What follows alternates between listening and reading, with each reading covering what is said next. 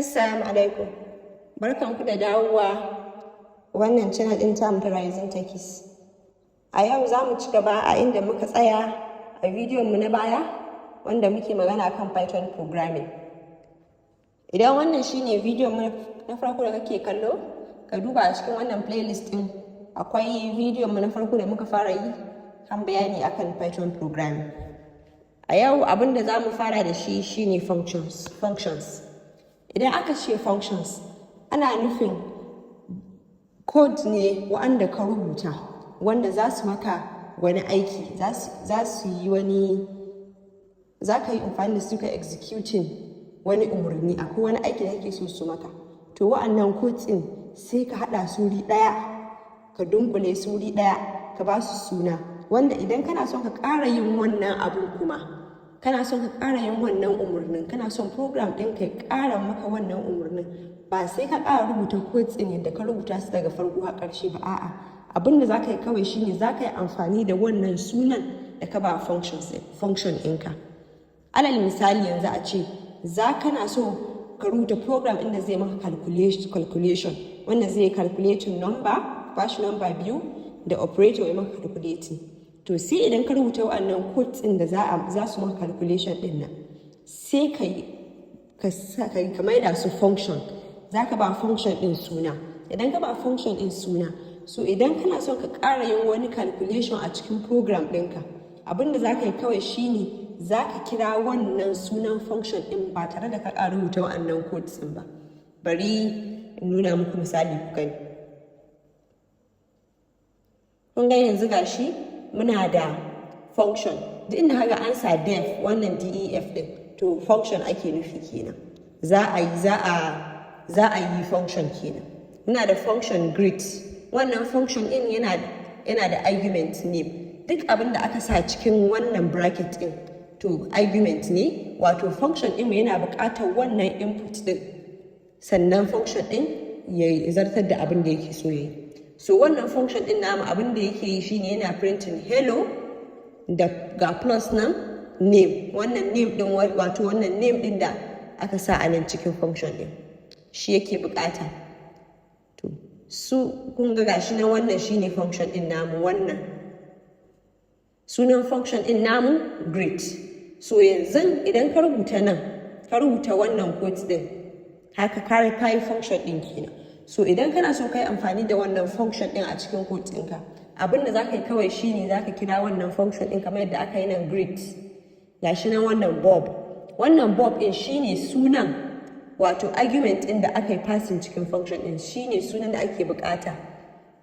Shine input ɗin da function ɗin yake buƙata ka bashi, sannan sai ya yi aiwatar da abin da kake so ya aiwatar. Kuma yanzu kawai abin da aka yi nan shine aka ce greet, sai aka sa bob.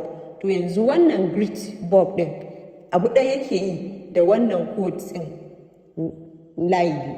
Kun ga yanzu wannan code ɗin layi biyu shine aka dunkule shi cikin wannan function ɗin greet. Da haka duk inda za ka yi amfani, duk inda kake so ka yi amfani da wannan code ɗin, instead of sai ka rubuta su daga farko har ƙarshe, abin da za ka yi kawai shine za ka kira wannan function ɗin naka greet, shi kenan ka gama da wannan. Yanzu ga wani function nan shi ma def my function. Shi ma wannan abin da yake printing, yana printing hello from a function.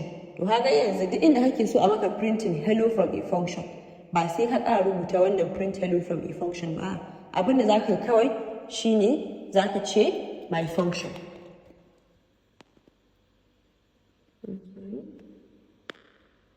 Za ka ce my function. Sai ka sa wannan open bracket close bracket.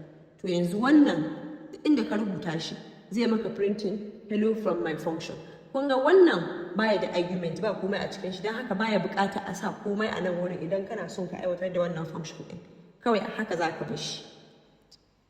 Yanzu wannan code ɗin shi ake nufi da calling a function. Da inda ka yi function ɗinka daga farko sai daga baya ka kira shi ya maka wani aiki, so ka yi calling wannan function ɗin kenan. Yanzu wannan argument ɗin shine wanda muka yi magana.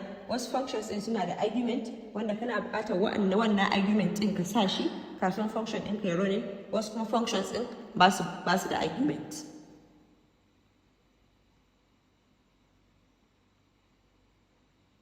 Abu na gaba shine class.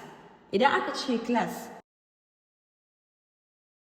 idan ka ce class, abin da class ke nufi shine kamar tsari ne da ka fitar wanda za ka yi amfani da shi ka ƙirƙiri wani abu a cikin code ɗinka. Shi wannan abu da za ka ƙirƙira ana kiran shi object.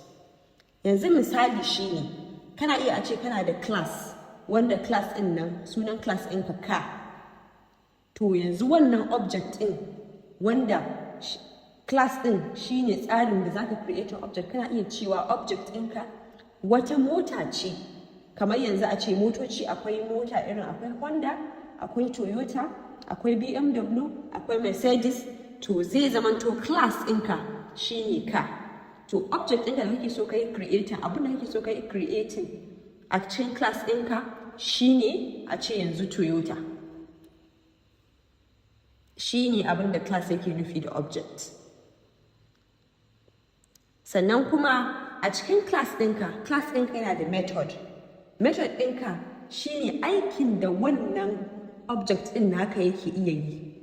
Ka kamar yanzu idan aka muka misalin class ka, muka yi misalin object as Toyota ko Honda, to za a iya cewa method abinda wannan mota ke iya yi. Motar nan tana iya injimin ta fara aiki, ya zama tana da method start engine ko kuma horn shine ka danna horn.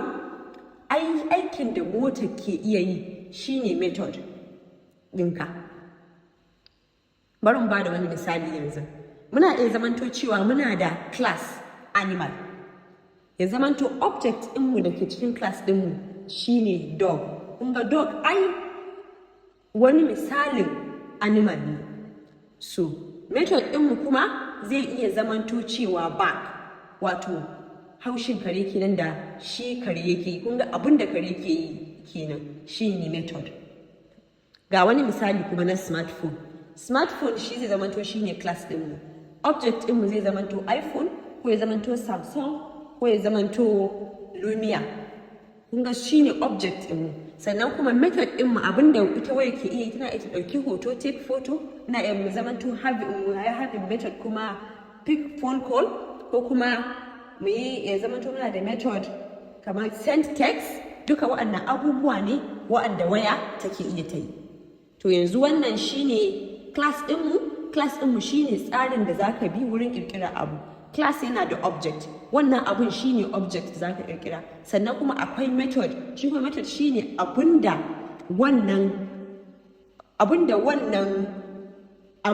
wannan object ɗin naka yake iya yi. Shine method.